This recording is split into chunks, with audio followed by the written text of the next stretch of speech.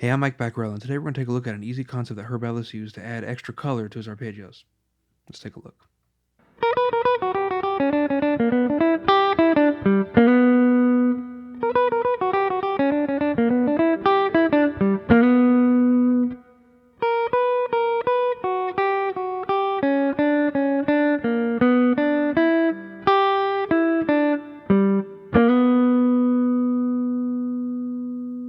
A neighbor tone is any tone that is a step away from a chord tone, and it could be a whole step or a half step.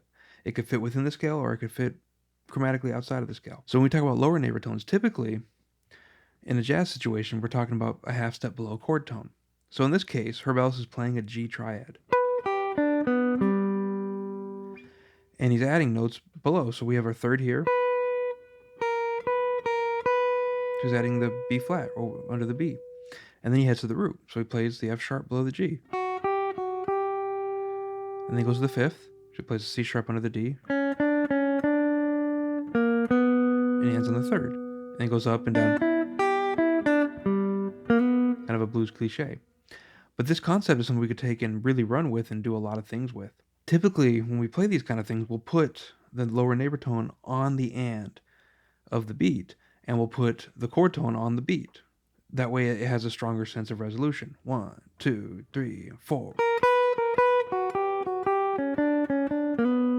We can take this and apply this to our arpeggio shapes to really get a lot of mileage out of this. So if I take this shape of G major,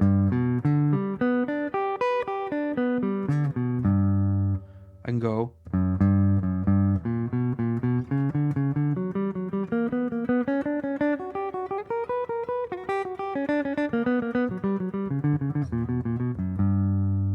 I can take any other shape of G.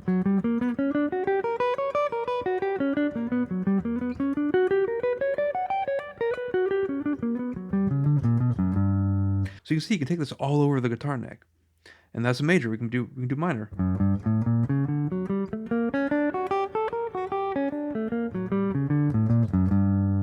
Now, as far as fingering is concerned, there's a lot of things you could do.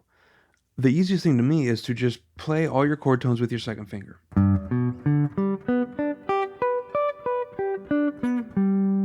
And then add the lower neighbor tone with your first finger.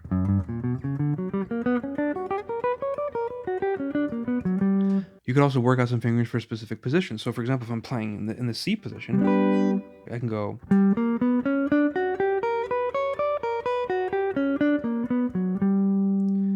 For me personally, working out a specific fingering for how these can all work out and use all my fingers is a bit much, and I'm less likely to use it, I think.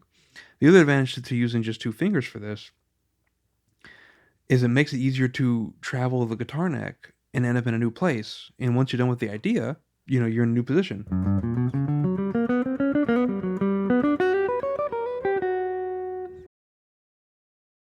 So the first thing you should do to integrate this into your playing is to apply this to all kinds of different shapes of your arpeggios.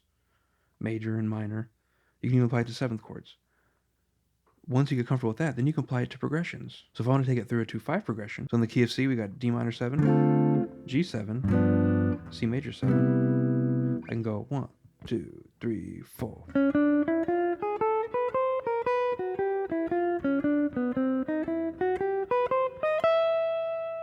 And as you get more and more comfortable with this idea, you can take it through entire tunes as a good exercise to map out where all your chord tones are and how to accent them. This is a concept I hear a lot of players using. It's a really simple concept, but it's an integral part of the jazz vocabulary because this little piece shows up in a lot of lines that you'll learn, and it will help you integrate the vocabulary into your own playing. So I hope you enjoyed that lesson. Keep practicing. I'll see you next time.